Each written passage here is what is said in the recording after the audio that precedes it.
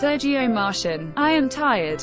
I want to do something else." Detroit, Fiat Chrysler Automobiles CEO Sergio Marchionne, one of the longest-serving bosses in the auto industry, said the company can double profit within 5 years by exploiting the potential of the Jeep brand, with the off-road nameplate in position to grab as much as 20% of the global SUV market and coffers padded by lower U.S. taxes. It will be his successor who carries out the strategy. Marchionne was steadfast in his commitment to retire from Fiat in early 2019 after 15 years, succeeded by one of his lieutenants, he said in an exclusive sit-down interview. Marchionne has transformed Fiat from a near-bankrupt European manufacturer into a global carmaker with the 2014 merger with Chrysler, giving the group brands including Jeep, Alfa Romeo and Maserati. While small compared with giants like Volkswagen AG and Toyota Motor Corp, Marchionne has given Fiat a new lease on life by streamlining expenses and shifting from unfashionable sedans to higher-margin sport utility vehicles. His growth strategy is focused on a global expansion of Jeep. "There's nothing which can tell me that Jeep could not own one in 5 SUVs, equivalent to about 5 million deliveries a year," Marchionne said.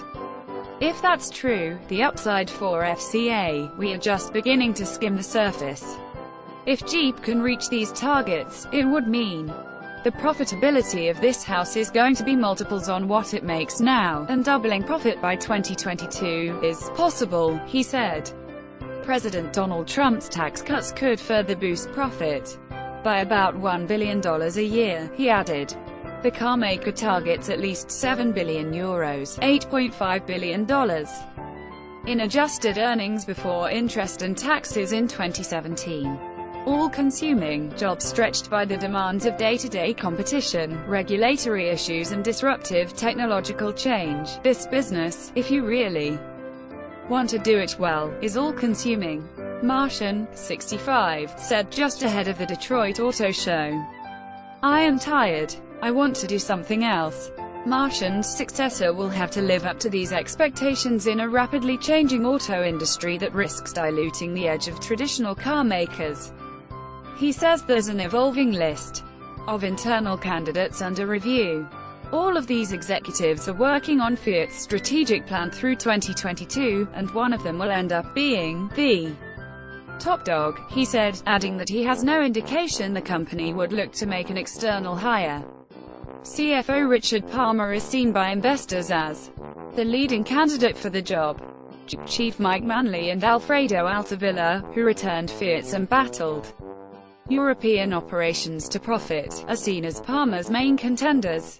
While Marchionne declined to identify any people on the short list, he said it included potential candidates reported about in the press as well as someone else who is not in the media spotlight.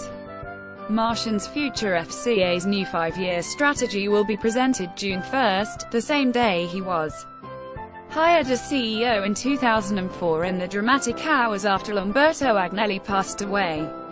John Elkann, the young heir of the Italian billionaire family, was looking for new leadership at Fiat, and made a gamble on Marchionne, at the time CEO of testing company SGS and with no experience in the auto industry.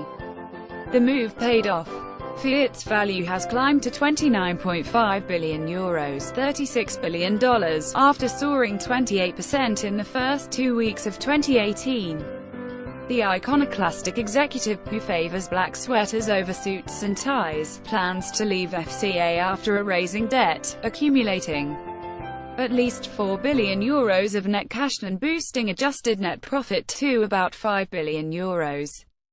"I don't know a reason not to confirm 2017 guidance and 2018 targets," the Fiat CEO said.